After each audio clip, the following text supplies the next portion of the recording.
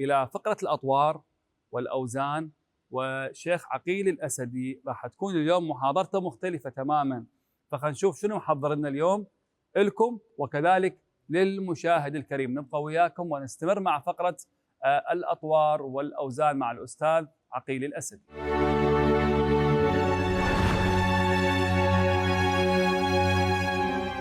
السلام عليكم ورحمة الله وبركاته. خدمة الحسين، أعظم الله أجورنا وأجوركم بمصيبة الحسين. كذب الموت فالحسين مخلد، كلما مر الزمان ذكره يتجدد. سفينة الحسين تنتظر خدمتكم، واللي يريد يرتقي بنفسه واللي يريد يركب سفينة الحسين فعليه بخدمة الحسين عليه السلام. وأنتم الآن في بداية خدمتكم أو طريقكم أن ترتقوا وتركبوا هذه السفينة، سفينة النجاة. إذا تريد تنجى كن ترتقي وتركب هذه السفينة اللي هي سفينة الحسين عليه السلام بخدمتك. والخدمة تكون بها روح عالية، تتجرد من كثير من الأمور. لما تريد تدخل بهذا الطريق تجرد نفسك من الرياء، من الأمور الكثيرة اللي ما نريد نتطرق إلها، لكن تكون خدمتنا صادقة، تكون خدمتنا للحسين نقية. فد مقولة جدا جميلة اللي دائما نسمعها: اخدم الحسين، ركز بيها، اخدم الحسين بنفسك. الحسين كونت خدمة وين؟ بنفسك، ولا تخدم نفسك بالحسين عليه السلام. مو تخلي الحسين أنت جسر وتخدم نفسك، لا، أريدك أنت تخدم الحسين عليه السلام. أو لا تهتم لكل هاي المظاهر اللي اليوم موجودة عندنا بالسوشيال ميديا، هذا صعد وأنا ما صعدت، هذا عنده هالقد مشاهدة وأنا ما. لا لا لا، أنت خلي أمامك هدفك الوحيد هو خدمة الحسين عليه السلام. مو معناتها أنه هذا عنده هالقد مشاهدة هذا خوش رادود وأنا مو خوش رادود، لا، كلكم خوش رواديد. طيلة هاي ال10 أيام أنتو أغلبكم شارك، وأغلبكم كان مبدع، وأغلبكم كان شنو؟ صوته جميل وحضوره جميل. لكن خلي هدفك الحسين عليه السلام. هدفك شنو؟ الحسين عليه السلام. أخواني، الشهرة مو مقياس. كم من مشهور في الأرض، كم من مشهور في الأرض مجهول وين؟ في السماء. وكم من مجهول في الأرض مشهور وين؟ في السماء. خليك أنت مشهور في السماء أهم شيء، ومجهول بالأرض. أنا شو أسوي بالأرض؟ اللي موجودين بالحياة كلهم ما أريدهم، أريد أهم شيء الحسين، وأريد الله تعالى راضي عني. ختام هذه الحلقات، اليوم عندنا مشاركات، هيك انتقينا ورود من هذا البستان الجميل اللي كل واحد محضر لنا فد قصيدة، راح إن شاء الله تعالى يقدم لنا فد نموذج من الحلقات اللي قرأناها. أنا خلي أبدي ويا أحد الأخوة الأعزاء، ويا من أبدي؟ تعال حمودي، محمد علي الرحيمي، طالب من طلبتنا، خلي يقرأ لنا، خلينا نسمع أنا وياكم بوزن الموشح. أول الأوزان أتوقع اللي أخذناها وأخذنا عليها قصائد كثيرة. محمد علي الرحيمي أنا وياكم خلي نساعده وخلي نسمع وزن الموشح بتفعيلته: فاعلات فاعلات فاعلات. أي قصيدة محضرنا إياها محمد علي الرحيمي، إذا تقدر تسمع أخوتك بعد ما يصلون على محمد وآل محمد. تفضل.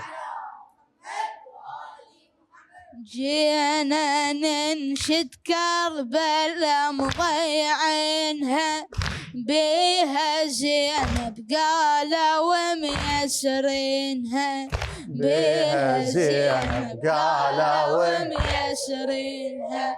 يسروها ولالها واحد فزع، شال حاد ضعونها بساعة وقطع.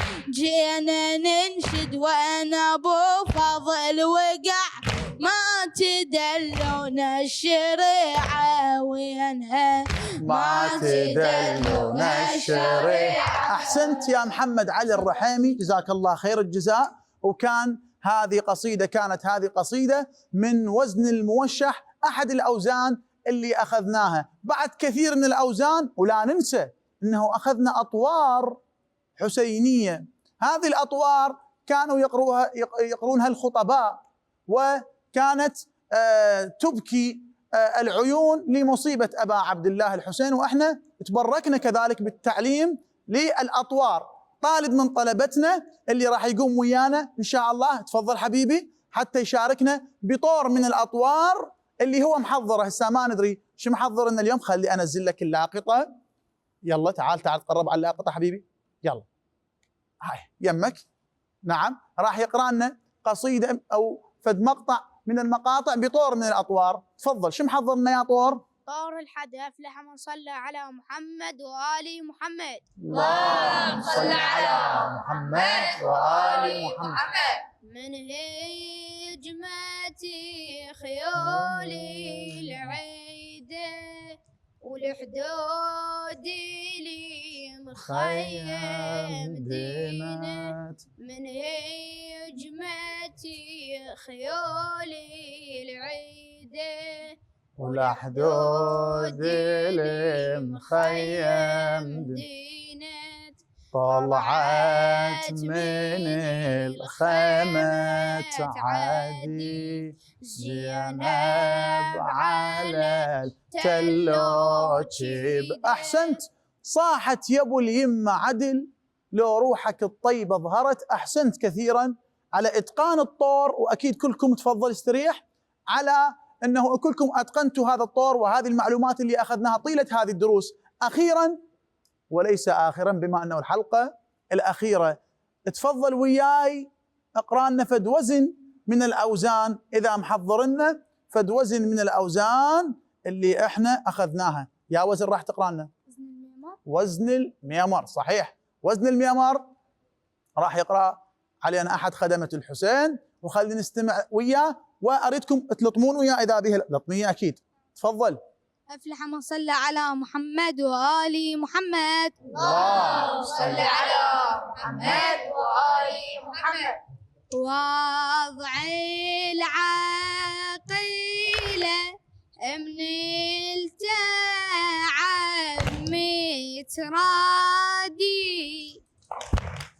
ما تدري المن تجيه وتنادي، تنظر ضحايا مطريحة بالوادي.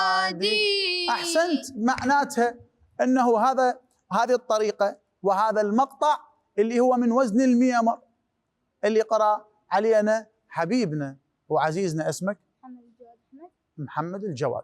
طابت أنفاسك، تفضل استريح. أخواني الأعزاء، إن شاء الله نلتقيكم بمواسم أخرى من خلال قناة العتبة العلوية، ونشكر بواسطتكم العتبة العلوية المقدسة اللي أتاحت لنا الفرصة لتقديم خدمة بأبسط ما يكون من قبل خدامكم الأخوة الأساتذة بالنيابة عنهم، أنه نخدم هالجواهر خدمة الحسين عليه السلام في حلقات وبرامج أخرى. ونلتقيكم بخير وعافية، وسامحونا عن التقصير، خاف قصرنا وياكم. بعد عندنا معلومات كثيرة وأوزان كثيرة وأنغام ومقامات راح نخدمكم بها إن شاء الله في أوقات أخرى. إلى هنا أعتذر عن التقصير منكم، والسلام عليكم ورحمة الله وبركاته.